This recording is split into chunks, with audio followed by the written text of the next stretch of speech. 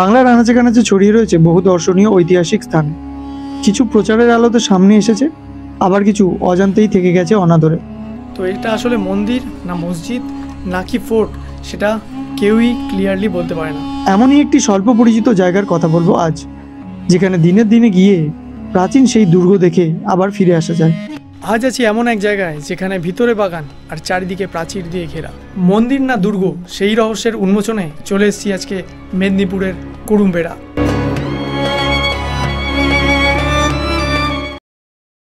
Hello guys, সবাই ভালো তো? নতুন একটা ভিডিওতে তোমাদের স্বাগত। তো আমি এখন কিন্তু চলে এসেছি কুরুমবেড়া ফোর্টের ভেতরে। কুরুমবেড়া ফোর্টের মধ্যে দাঁড়িয়ে রয়েছি। আর এখানে কিভাবে আসবে, কীরকম খরচা, একদিনে ঘুরে কিভাবে ফেরত যাবে, সব কিছু ডিটেলস থাকবে আজকের ভিডিওতে। তো ভিডিওটা একদম স্কিপ না করে শেষ অবধি দেখতে থাকো। আর চ্যানেলে যদি নতুন হয়ে থাকো তাহলে চ্যানেলটা প্লিজ সাবস্ক্রাইব করে দাও। সো হে গাইজ, আমি তো welcome back to my channel. তোমরা দেখছো ট্রাভেলার। চলো লেটস গো।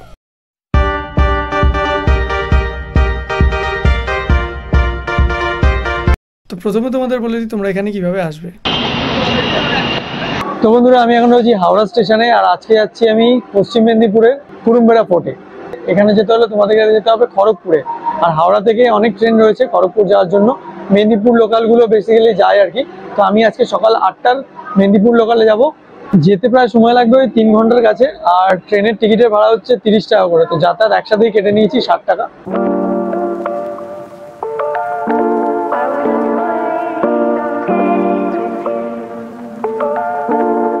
তো বন্ধুরা, কলকাতা থেকে প্রায় 114 কিলোমিটার পেরিয়ে আমি চলে এসেছি খড়গপুর স্টেশনে।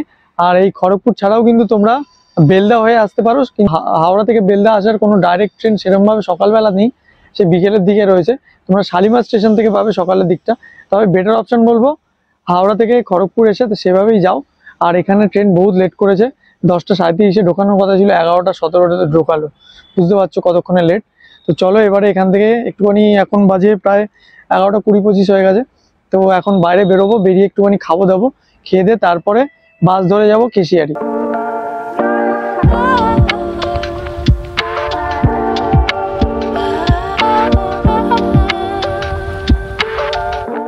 তো বন্ধুরা, 7 বা 8 নম্বর প্ল্যাটফর্ম যেদিকে রয়েছে সেদিকটা দিয়ে কিন্তু তোমাদের বেরোতে হয়। আমি ভুল করে 1 নম্বরের দিকে চলে গেছিলাম, আবার সেখান থেকে ঘুরে এইদিকে এলাম। দেখতে পাচ্ছ পিছনে এই দিকটা দিয়ে তোমাদের বেরোতে হবে। এই যে সিঁড়িটা রয়েছে স্টেশন, এই পাশে টোটো স্ট্যান্ড, প্রচুর অনেক টোটো রয়েছে, এই দিকে তোমাদের যেতে হবে।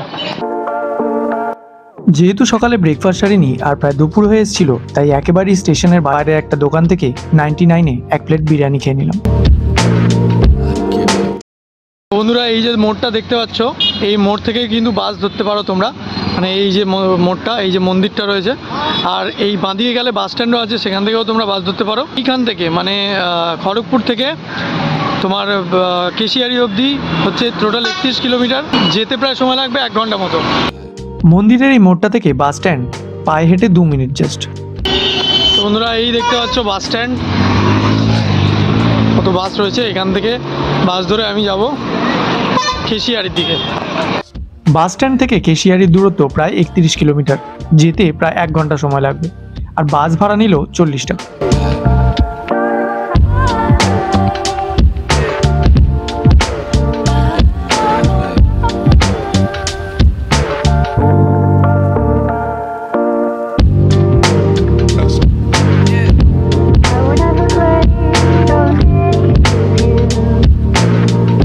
তো বন্ধুরা, আমি এখন কিন্তু রয়েছি কেশিয়ারি মোড়ে।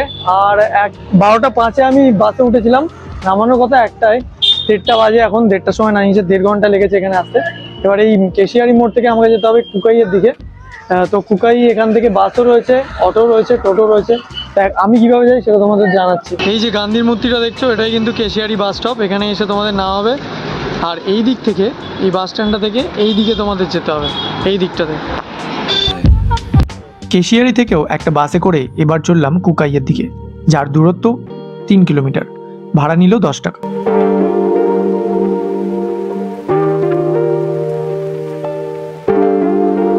তো বন্ধুরা, আমি এখন কিন্তু চলে এসেছি কুকাইতে। কেশিয়ারি থেকে কুকাইয়ের ডিস্টেন্স হচ্ছে প্রায় 3 কিলোমিটার। আর আসতে সময় লাগবে 5 থেকে 10 মিনিট মতো। টোটোতে এলে তোমাদের 15 টাকা, আর যদি দুজনের ভাড়াটা দিয়ে দাও রিজার্ভ করলে 30 টাকা। আর বাসে কিন্তু 10 টাকা। তো আমি বাস পেয়ে গেছি, বাসেই চলে এলাম। এবারে আমি বসে রয়েছি এখানে বাস স্ট্যান্ডে। বাস স্ট্যান্ডের উল্টো দিকে যে রাস্তাটা রয়েছে সেই রাস্তাটা দিয়ে যেতে হবে ফোর্টের দিকে। ফোর্টটা যেখানে রয়েছে সেই গ্রামটার নাম হচ্ছে গগনেশ্বর। কুকাই থেকে একটা টোটো করে এবার চললাম কুরুম্বেড়া ফোর্ট, যেটা রয়েছে গগনেশ্বর গ্রামে, যার দূরত্ব কুকাই থেকে 3 কিলোমিটার আর টোটো ভাড়া 15 টাকা। এ দেখো দূরে দেখতে পাচ্ছ শৌচাগার, পেন ইউজ টয়লেটের ব্যবস্থা রয়েছে। এইদিকে হচ্ছে ফোর্টের বাইরে দেখতে পাচ্ছ, এদিকে একটা বিশাল বড় মাঠ। এখানে আই থিঙ্ক কোনো ফুটবল বা কোনো টুর্নামেন্ট হয় মনে হয় শীতকালে। আর এই হচ্ছে ফোর্ট, ওই হচ্ছে ফোর্টের দরজা। আর এই ফোর্টের উল্টো দিকে এদিকে দেখো একটা পুকুর রয়েছে। বাইরে রয়েছে আর্কিওলজিক্যাল সার্ভে অফ ইন্ডিয়ার একটি সতর্কীকরণ বোর্ড। তো এখন বাজে প্রায় 2টো, আর আমি এখন এসে পৌঁছে গেছি এই যে কুরুম্বেড়া ফোর্টে একদম সামনে বাইরের দরজার বাইরে দাঁড়িয়ে রয়েছি। আর কুকাই থেকে এর ডিস্টেন্সও প্রায় 3 কিলোমিটার, ওই 10 মিনিট মতো সময় লাগলো টোটোতে। চলো এবার ভেতরে ঢোকা যায়। দুর্গের প্রধান দরজার সামনে এসে তোমরা কিছুক্ষণের জন্য ভুলে যাবে যে পশ্চিম মেদিনীপুরের কোথাও রয়েছে। ইতিহাসের এক অজানা অধ্যায় এই কুরুম্বেড়া দুর্গ।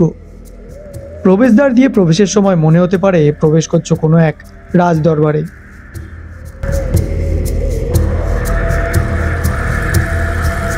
সকালে বেরিয়েছিলাম, মানে 8টার সময় ট্রেনটা ধরেছিলাম, আর এখন এসেছি 2টোর সময়, পুরো 2টোর সময় এসে পৌঁছালাম। প্রায় 6 ঘন্টা মতো লাগলো হাওড়া থেকে এখানে এসে পৌঁছতে। তো তোমরা যখন আসবে আরও আগে পারলে আসার চেষ্টা করো। 7:20 নাগাদ একটা ট্রেন হয়েছে, সেটাও পারলে ধরার চেষ্টা করো, তাহলে কিন্তু আরও আগে এখানে পৌঁছতে পারবে। সময়টা 1438 থেকে 1469। উড়িষ্যার সূর্যবংশের রাজা গজপতি কপিলেন্দ্র দেব কিন্তু এই যে ফোর্টটি দেখতে পাচ্ছ এটা বানানো শুরু করেন। এটা আসলে মন্দির না মসজিদ না দুর্গ সেটা কেউই বলতে পারে না, কারণ এর মাঝ বরাবর একটা মন্দির রয়েছে, মানে ভাঙা মন্দিরের ধ্বংসবিশেষ। এখানে যে সাইডের বোর্ডটা রয়েছে সেখানের মধ্যে লেখা রয়েছে যে একটা ভাঙা মন্দির। বেসিক্যালি এটা শিবকে উৎসর্গ করে বানানো হয়েছিল। তার ঠিক উল্টো দিকেই আরেকটি মসজিদ, মানে গম্বুজালা 3টে গম্বুজালা মসজিদ রয়েছে, সেটা তৈরি করেছিল ঔরঙ্গজেবের আমলে মোহাম্মদ তাহির। তো এটা এখানে মন্দিরও রয়েছে, মসজিদও রয়েছে। 1568 সাল, তখন আফগানেরা এই মেদিনীপুর দখল করে নেয়, আর তারপর মুঘলরা আফগানদের হারিয়ে দখল করে এই মেদিনীপুর। এই যে দেখতে পাচ্ছ ভাঙাচোরা অবশিষ্ট অংশ, এইটাই কিন্তু আসলে শিব মন্দির ছিল, যেটা ধ্বংস করা হয়েছে।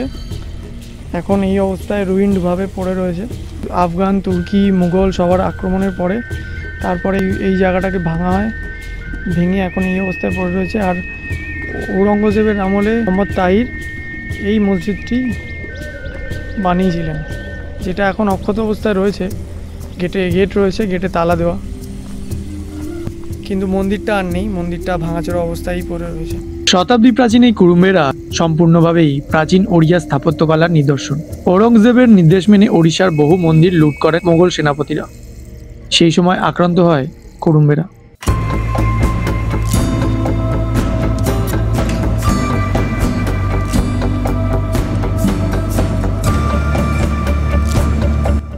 ল্যাটেরাইট আর মাকড়া পাথরের তৈরি এই দুর্গ বিরাট অংশ জুড়ে আয়তাকার আকারে বিস্তৃত।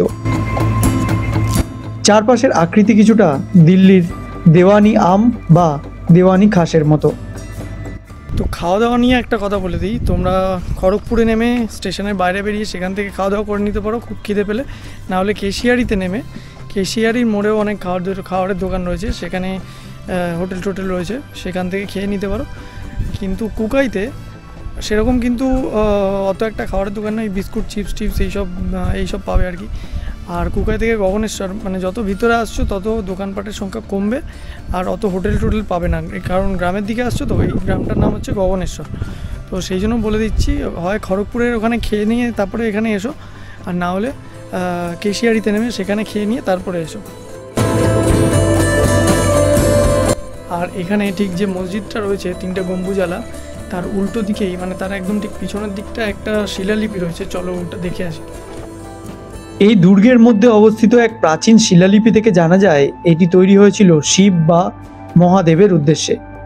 এই দুর্গটির কাজ সম্পূর্ণ হয়েছিল 1691 সালে। এই যে দেখতে পাচ্ছ মসজিদ, এর পিছন সাইডটা, আর এর থেকে উল্টো দিকে এখানে রয়েছে শিলালিপিটা। শিলালিপি থেকে অনেক কিছু জানা গেছে, কিন্তু ওই ভাষা আমি তো বুঝতে পারছি না। আই থিঙ্ক উড়িয়া ভাষা বা অন্য কোনো ভাষায়, প্রাচীন ভাষায় লেখা। আর এটা কিন্তু খোলা থাকে সকাল 9টা থেকে বিকেল 5টা অবধি, প্রত্যেক দিন খোলা থাকে। আর কোনো রকমের কোনো প্রবেশ মূল্য নেই, ফ্রি অফ কস্টে তোমরা এসে ঘুরে যেতে পারো।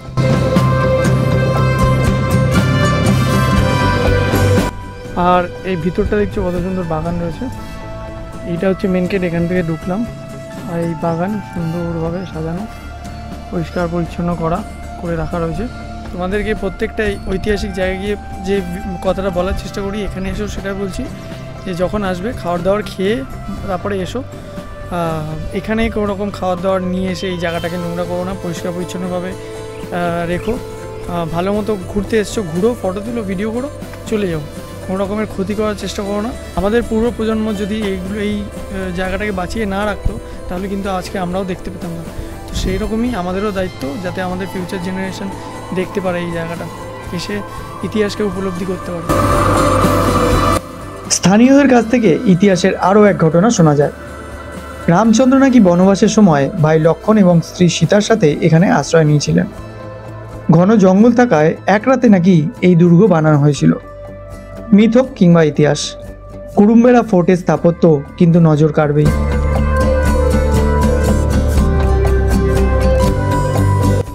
আর আরেকটা কথা তোমাদের বলে দিই, এই জায়গাটায় আমি এসেছি তোমার ফেব্রুয়ারি মাসে।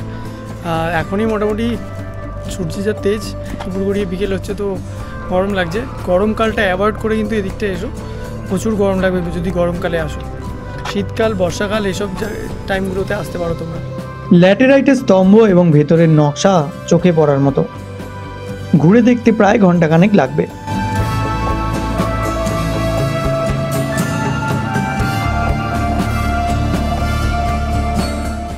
তো এই কুরুম্বেড়া ফোর্টে আসাটা একটুখানি ঝক্কি তো রয়েছে, কিন্তু কী আর করা যাবে, 2-3টে চেঞ্জ করে আসতে হয়। কিন্তু এত সুন্দর জায়গা আমাদের পশ্চিম মেদিনীপুরে, যেটা মানে না দেখে থাকা যায় না, এরকমই একটা। আর ইতিহাসপ্রেমী যারা আছো তাদের তো এই জায়গাটা টানবেই। খুব সুন্দর জায়গা, খুব সুন্দর জায়গা। যারা এখনও আসোনি, এসে ঘুরে যাও, দেখে যাও, এক্সপিরিয়েন্স করে যাও। এরকম একটা ঐতিহাসিক জায়গা, কথা দিচ্ছি ভালো লাগবে।